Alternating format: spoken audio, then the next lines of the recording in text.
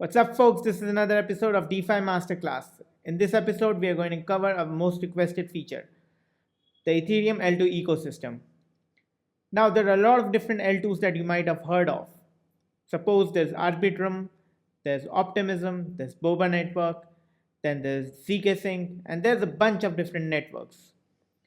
How do they compare with each other? What is the difference between ZkSync and Boba Network?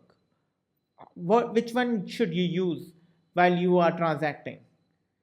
Let's look at the Ethereum L2 ecosystem. Alright guys, let's first try to understand how does an L2 actually work. So we have this L1 Ethereum layer, and then what we are going to have is this L2 layer. Let's say that this layer is going to be Arbitrum, right? And this layer is the Arbitrum network. And when we are submitting these transactions to Arbitrum, they go to the Arbitrum VM, right? This VM is actually Ethereum compatible, which means that all the code that we can run here in Solidity, right? So we can run Solidity code in this, and we have applications like SushiSwap and Uniswap deployed on Arbitrum. Then Arbitrum also has a layer which is responsible for batching these transactions. So we have these 5 transactions. It is going to batch these transactions up, and then there's a sequencer that is going to put these transactions on the Ethereum chain. So once this Ethereum transactions are batched and we have a block that is created,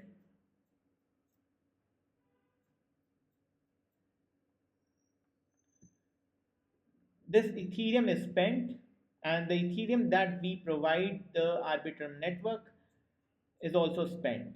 And there is a certain difference between these Ethereums. Suppose that it sent around 2 Ether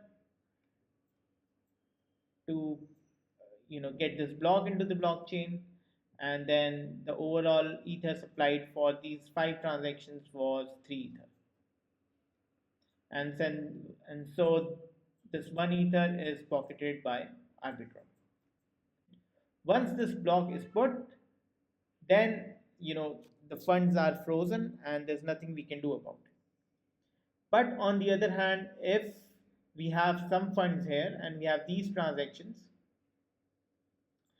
it is very different for different kinds of L2s on how these transactions are processed and how these transactions are finally backed up into the Ethereum network.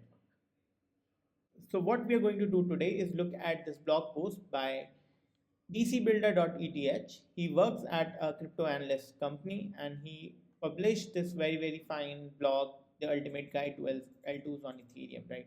You can go follow him on Twitter, which is by the same name, dcbuilder.eth. So shout out to him. I'm going to use his blog to be able to explain to you guys how the entire ecosystem is built. So there are basically 2 different ways that this batching occurs, and it is either through validity proofs or through fraud proofs. And the difference between them is that in validity proof, when I do a transaction to the L2, I have to put a proof that this transaction is valid. Whereas in terms of fraud proofs, I don't have to do that. But anybody can come and say, your transaction is invalid. Here is a proof that this is a fraud. This is the difference between these 2 proofs. And in fraud proof, what you generally have is that you have a window of time, small window of time, where anybody can come and provide a fraud proof. And if anybody is able to provide a fraud proof, then the funds of the person who validated that transaction is cut. And similarly, there are 2 different ways where this data is aggregated. It's either aggregated on chain or it's aggregated off chain. So we are not going to go into the tech of how this works, but you can generally assume that for off chain, it's much faster because you don't have to do any transaction on chain, but it's also less secure. And on chain, it's slower, but it's also more secure. So it's a pros and cons of having more security or more speed. So guys, this is the trifecta of what all the chains want to achieve. So first they want to achieve scalability where they are massively scalable. They want to have security, and then they want to have EVM compatibility. So by EVM compatibility, I mean everything that works on EVM works on these chains as well. By scalability, we mean that they can be scaled to millions and trillions of transactions. And by security, we mean that they're very, very difficult to hack. So at this moment, there is no chain which is live which has been able to achieve all of these things. But very, very soon, we are going to see multiple chains which will be able to do all of these. And this is because at this moment, we were not able to basically scale ZK proofs, and ZK proofs were zero knowledge proofs. They were very, very difficult to scale. But now there has been multiple progress in terms of scaling these ZK proofs, and the security in chains like Arbitrum and Optimism is not perfect. They are the less secure option, and EVM compatibility is also something that these chains are working on. So let's go through each chain and see how it works, which is the major chains, and then I'm going to tell you which of these three factors that chain has and which one it does not. The first one, guys, is Arbitrum. So Arbitrum is an L2, and Arbitrum is currently the most popular L2. It is based on optimistic rollup, and from our chart we can see this. So optimistic rollups, they have fraud proofs. They are not that secure. They have data availability on chain, and so Arbitrum has EVM compatibility. It has scalability, but it does not have security. And even in terms of scalability, Arbitrum is not that great because it is an on-chain solution. It's an on-chain solution, so it's not as great as some of the other chains which are off-chain. So it has great TVL, but it is currently slow as well as expensive, and it's not probably as expensive as Ethereum, but it's still expensive. So Arbitrum is actually planning an upgrade where they're going to replace their AVM, Arbitrum VM, with a WebAssembly target, which basically means that it will be EVM compatible, completely EVM compatible, and the fees and the cost of executing functions on Arbitrum is going to go down a lot. The next one is Optimism. So Optimism is built on a similar technology, but they have their own Optimism VM, which is not as EVM compatible as Arbitrum's new planned EVM. And also, Optimism is not open to everybody. You need to be whitelisted to be able to use Optimism. But the concept is the same. It also works on fraud proofs. We can see here Optimism uses single round fraud proofs, but Arbitrum uses multi round, so Arbitrum is more secure. And then Optimism has OVM2 planned where they're going to be completely EVM equivalents, and they also have this very interesting retroactive public goods funding. As I explained to you just a minute back, this difference in Ether that we pay Optimism to execute our functions, and what Optimism pays to Ethereum network to basically back up those transaction. There's a slight difference in that, and Optimism actually makes a profit from doing that, right? And so Optimism can then use that to fund projects which build on Optimism and make it more competitive. And then we have the Boba network. Boba network also is an optimistic rollup. It started as a fork of Optimism, and it also is in the same process of EVM compatibility. They are a little bit ahead of Optimism, but the entire concept is very, very similar. And same for Metis network. right? Except that they have a sharded optimistic rollup where instead of just one chain, they have multiple chains. So this multiple chains, each of these chains can communicate and you can send funds between any of these chains. But the entire backup system is exactly the same, and they are also looking for an EVM compatible ecosystem of chains. The only difference is that they are sharded, so you will be able to scale much higher on Mantis. The second one, guys, is the knowledge rollups. In our chart that we just saw, zero knowledge rollups are validity proof space system where you have to submit a proof that the transaction is valid. And only when the proof is submitted, the sequencer then takes all of these transactions which are valid and then batches them up to the Ethereum network. And everything is on chain. So when you submit a transaction, it has to be submitted on chain. There is no off chain component. And in this entire trinity, that we just in this trinity, this ZK network actually has security the most. Then a lot of ZK networks are going for EVM compatibility. So this is not there right now, but let's just say we have some of it. Then there is also scalability, and this is also not there that much right now, but this has improved a lot.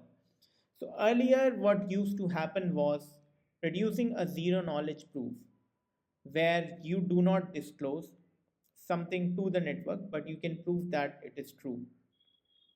So, so submitting this zero knowledge proof was a very intensive, a CPU intensive affair. But now with the development of different zero knowledge systems, it is now becoming very feasible for normal computers to be able to submit zero knowledge proofs, which means that now you will be able to do the transactions on the zero knowledge proofs without having any specialized hardware or without your computer taking a lot of time to generate these proofs. And the other thing is that zero knowledge proof has extremely good security and very, very good privacy. So you cannot see who is sending funds to whom in a zero knowledge system. You cannot see the amount, although the security depends upon each chain. But in general, everything is hidden. But you can see that there is a transaction, but you cannot see the details of what those transaction, who did that transaction, and for how much. So in zero knowledge system, the one that's leading is right now ZkSync. ZkSync is one is already there, but it is not EVM compatible. You cannot do a lot of things on ZkSync one, but you can do the payments and you can go and try out that ZkSync from your local computer by just going to ZK wallet and then bridging your funds from Ethereum to ZK wallet.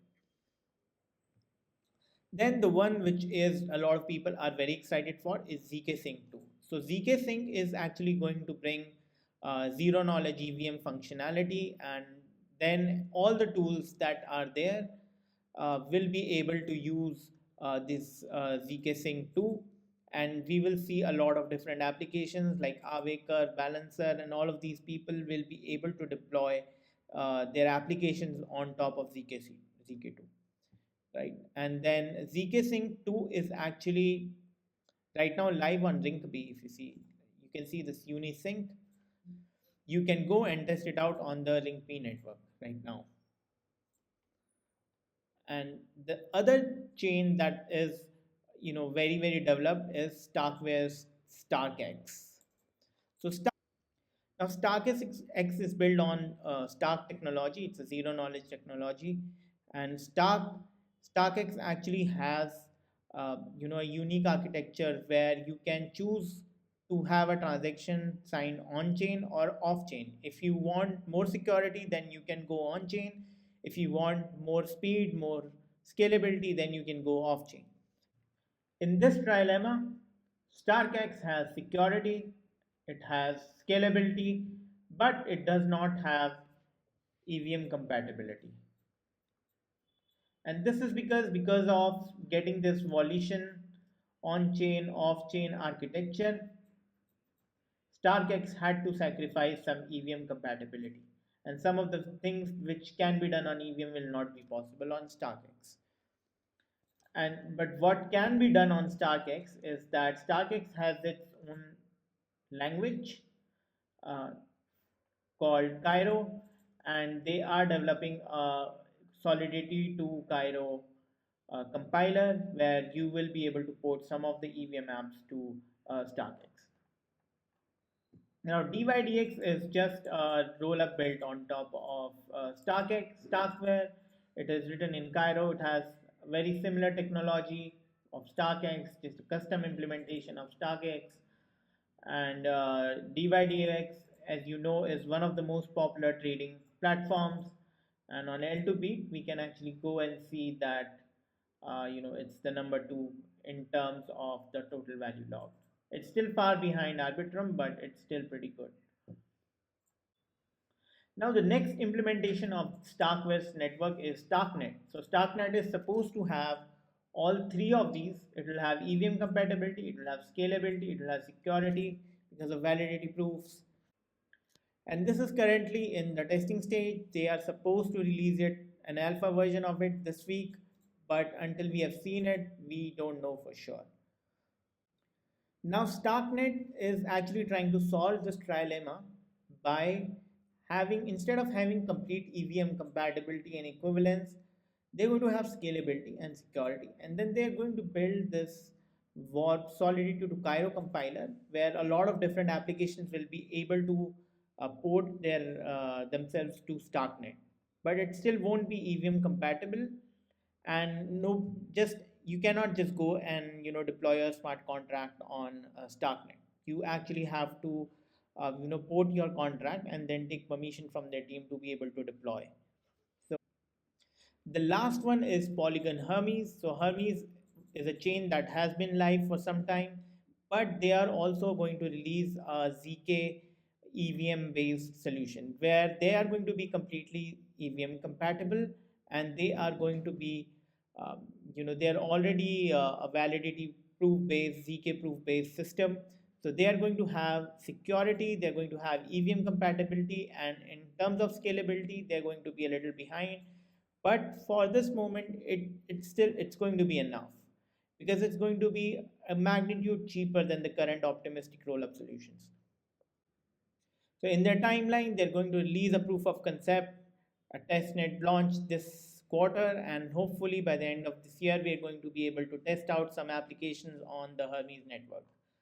And the other one is LoopRing, and LoopRing also has a ZK rollup based solution where they submit validity proofs, and but they are also not ZK EVM compatible. They also have plans for ZK EVM compatibility.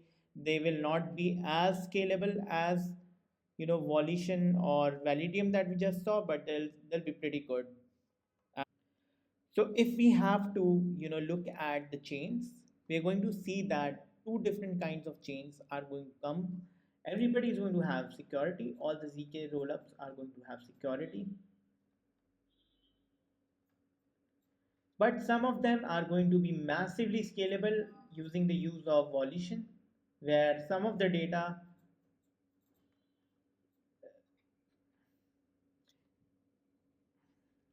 is going to be available off-chain using ZK technology, and those chains which use Volition are much more scalable, are not going to be EVM compatible. Right? And we will have this LoopRing, we will have Polygon Hermes, and we will have another ZkSync 2 in this category, and we have Immutable X, probably DYDX, and StarkNet in this category. Right? And all of them are going to have ZK rollups. This is it for this time, folks. I'm going to put the link for dcbuilder.eth Twitter account in the description. Go follow him. Please take a moment to subscribe to this channel because we're going to keep bringing you the best content in DeFi on DeFi Masterclass.